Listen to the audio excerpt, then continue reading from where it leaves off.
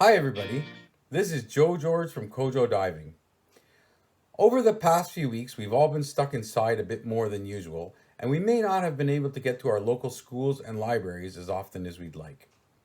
So I thought I'd read an awesome book for you, written a few years ago by a couple friends of mine.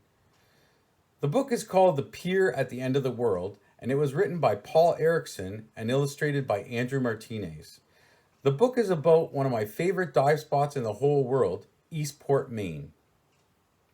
Please enjoy the book. And parents, please enjoy a bit of a break from homeschooling. If you do enjoy the book, please share the link with others so that they can enjoy it too. Hi, everyone. My name is Andy Martinez. I'm a friend of Connie and Joe's, and I've been photographing marine life for a long time. It was a lot of fun making this book and getting a chance to show you what interesting sea life we have. So you may see in the book, you may see some animals with big teeth or tentacles, but there's no need to be frightened because they don't live anywhere near the beaches. So sit back, enjoy learning about the beauty of our underwater world. Have fun. Thank you. The Pier at the End of the World by Paul Erickson. Photographs by Andrew Martinez. Far from the cities, bright lights, highways, and your neighborhood, an old wooden pier teeters and creaks at the edge of a cold sea. Once the pier was a busy place. Fishermen tied their boats alongside while they unloaded lobster, herring, and cod. But that was a long time ago. Today, the pier is crumbling into the sea. As dawn breaks at low tide, the pier's decaying skeleton stands out in the low light. Tall wooden poles, called pilings, hold up a few weather-beaten boards. Around the base of the pilings, the sea gurgles. Although people have abandoned the pier, other forms of life thrive beneath it. Thousands of strange and beautiful sea creatures prowl, crawl, slither, and swim through a mysterious undersea jungle of broken pilings and the pier's old stone foundation. In the world above, the sun climbs higher, but down here, much of the sunlight is either reflected off the water's surface or absorbed by the seawater and plankton. Life flourishes in the murky green realm. Plankton include bacteria, plant-like single-celled algae, and tiny animals that drift with the currents. Many planktonic animals are no bigger than the period at the end of this sentence. But not all plankton are small. They range in size from microscopic organisms to huge sea jellies. If you could turn on bright lights and see clearly through the water, you would see a great diversity of animals displaying brilliant colors, surprising shapes, and fantastic faces. These animals have made it through another night in an undersea world full of hungry predators. Now that morning has arrived, they are venturing out from their nooks and crevices to find food and to survive, each in its own way. Like a troll under a bridge, a wolffish lurks beneath the pier. This predator has just returned from a nighttime prowl. Using strong jaws with big teeth, it will crush and gulp down just about any living thing it can fit into its mouth. Although the wolffish may not be a picky eater, it is a prickly eater. It snacks on sea urchins, needle-sharp spines and all. When New England fishermen haul wolffish into their boats, they take care not to let these 4-foot-long monsters bite through their boots. Sea urchins are echinoderms, a group of animals that include sea stars and sand dollars. Protecting the urchin are sharp spines and an exoskeleton shaped like a flattened globe. This living pincushion chews up and eats seaweed using 5 tiny teeth positioned around its circular mouth, which is centered on the underside of its body. Not far from the wolfish cave is a garden of animals called sea anemones because they look like anemone flowers. A relative of stinging sea jellies and coral, a sea anemone is little more than a fleshy column surrounding a big stomach. Atop the stomach is a mouth ringed with stinging tentacles that catch food and prevent other animals from nibbling on the anemone. Anemones might look simple, but they are complex creatures. In each tentacle are intricate microscopic explosive stingers called nematocysts. When triggered by touch or by certain chemicals, the stingers fire dart-like venomous threads into live food, including crabs, sea jellies, and fish. After the anemone stings, paralyzes, and captures a meal, the tentacles deliver it to the anemone's mouth. Some kinds of anemones from other parts of the world can sting people, but the northern red sea anemone, shown here, can't hurt you. Your skin is too thick. Now it is noontime. The sun is high in the sky, and its rays penetrate the soupy water, illuminating the bottom-dwelling fish beneath the pier. The spiny lumpsucker looks like, well, a spiny lump. The skin on its belly can form a suction cup that lets the fish attach itself to rocks and other surfaces and stay in one place when strong tidal currents surge under the pier. Hanging on, barely moving a muscle, the lumpsucker snaps up shrimp and other small crustaceans that drift near its mouth. Bulging lips make a fish called the ocean pout look unhappy, as if it's pouting. But that look is just an accident of nature. Its unusually wide mouth lets it gulp down scallops and other shellfish. The pout is well adapted for life in the cold seawater. Its body contains chemicals that work like antifreeze. Although the ocean pout has a long, slender body, this fish is not an eel. Instead, it is related to a family of mostly tropical ocean fish called blennies. What other fish live on the bottom of the sea beneath the old pier? Meet the sea raven. It has a big head with sharp spine. Even a wolffish would find this guy hard to swallow. While avoiding predators, a sea raven will swallow crabs, sea urchins, and other fish with its big mouth. Like many other bottom fish, a sea raven has no swim bladder, a balloon-like body part that prevents many kinds of fish from sinking to the bottom. With skin color and patterns matching the rocks and seaweed around them, sea ravens and sculpins can hide in plain sight. Using their natural camouflage, they can sneak up on and attack other fish without being noticed. Small sea ravens and sculpins use their camouflage to hide from bigger fish, including other sea ravens and sculpins. Call him Mr. Mom. This male radiated shanty guards a bunch of eggs that the female shanty left on the bottom.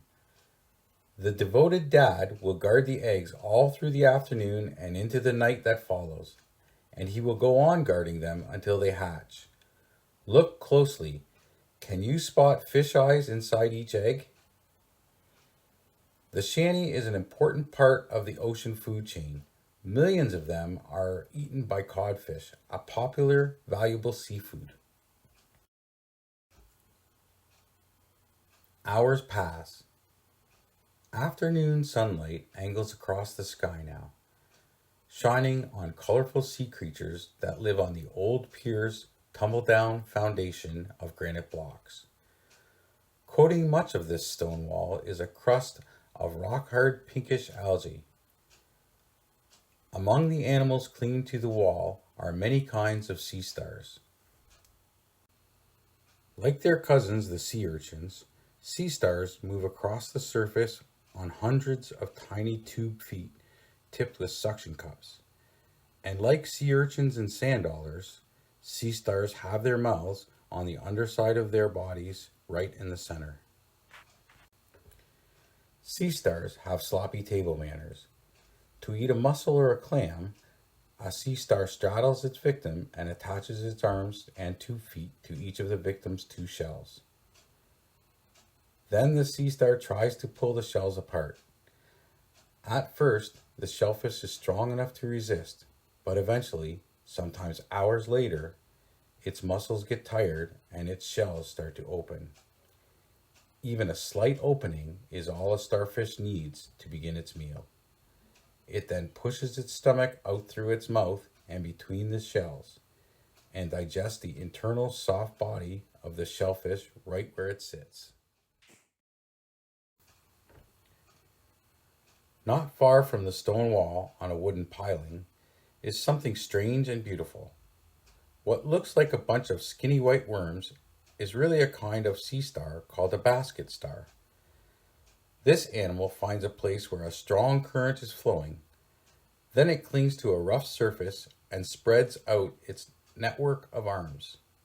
The arms catch drifting mini animals called zooplankton. From time to time, one of the basket star's arms will bend, curl, and bring the captured food to its mouth. Zooplankton. These are the animal portion of the plankton we mentioned at the beginning of the story. Zooplankton are bigger than phytoplankton, the plant-like portion of the plankton, but the tiniest zooplankton are still very small. This little bottom dweller is a sea slug. It's a mollusk, a relative of clams, mussels, and snails. Much like the slugs that devour lettuce in a garden, however, most sea slugs do not have a shell. Divers often see them crawling right out in the open. How does this vulnerable-looking creature avoid becoming a snack for a hungry fish? Sometimes by arming itself with weapons stolen from other animals. Some sea slugs dine on the stinging tentacles of hydroids, tiny creatures related to sea anemones. Like anemones, hydroids have nematocysts, and these tiny venomous stinging cells move through the slug's body after it eats a hydroid, all the way to the frilly, fleshy structures on the slug's back. Once armed with these stolen weapons, the slug can sting and repel predators that try to eat it.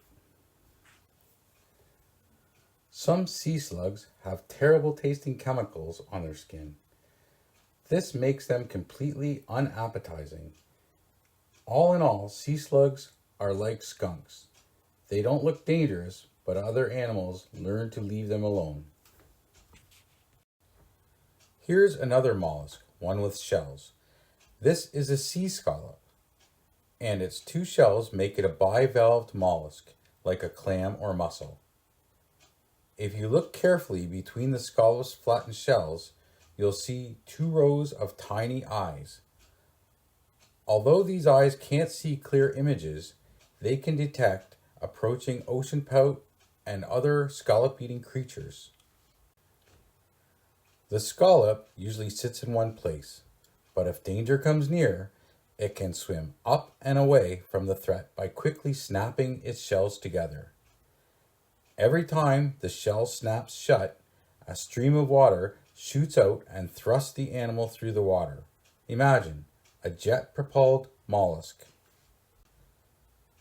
When no danger is present, the scallop waits for food to come to it. Like a grocery delivery service, powerful tidal currents carry microscopic plankton to the scallop. The scallop takes in the seawater and plankton. It filters the plankton from the water with tiny hairs on its gills, eats the plankton, and recycles the filtered water back into the sea. Clams and mussels do the same thing. Afternoon turns to evening, and the sun sinks below the horizon west of the pier at the end of the world, while the moon rises in the east. Shadows spread and deepen beneath the pier. Animals that are active during the day seek shelter and rest for the night. Others, though, are just leaving their daytime dens to go out and feed. During daylight hours, this redfish hides behind the pier's old stone foundation, its large, light-sensitive eyes gazing out from the cracks in the wall. At night, it swims from its shadowy crevices to eat small fish and shrimp. Its night vision is good, but it also uses other senses. Its keen sense of smell detects the odors of live food. Although fish don't sleep like you do, they have slowdown times when they appear to be in a relaxed state, like someone in a daydream. Perhaps you have seen blue crabs or rock crabs with their protective suits of armor. But their relative, the hermit crab, with its soft, fleshy tail, needs another way to protect itself. Its solution is to live in an empty shell. If a lobster or other predator approaches, the hermit crab can instantly curl up inside the shell. Then it blocks the shell's open end with its armored claws, much like shutting a door. When a hermit crab outgrows its mobile home, it simply finds a slightly bigger shell. Then, in the blink of an eye, it moves its soft tail out of the old shell into its new home. At night, a hermit crab will go out for a walk to hunt for sea worms or perhaps a piece of rotting fish to nibble on. Yum! With night coming on, a hermit crab without a shell is very vulnerable. This one finds temporary protection inside the exoskeleton of a dead sea urchin. The lion has been called the king of the beasts, but the king under the old pier is a giant American lobster with claws bigger than baseball gloves. Weighing 35 pounds or more, this huge crustacean lives in a cave within the pier's stone wall. Most likely, it's at least 50 years old. Sometimes a lobster will use its claws to fight with other lobster, and it can hold both claws together like the front end of a bulldozer to clear sand and pebbles from its burrow. At night, lobsters often emerge from their burrows to find food. They hunt for fish, mussels, snails, other lobster, and an occasional seaweed salad. The American lobster has two kinds of front claws. It uses its fat crusher claw to break open shellfish and the thinner ripper claw to cut up its food. Now it is midnight under the pier. The night passes slowly in this cold, dark place. Predators roam while the animals they're hunting for hunker in burrows between rocks or in any shelter they can find. Another sunrise lights up the pier at the end of the world. The lobster, redfish, and other night predators have gone back to their daytime shelters.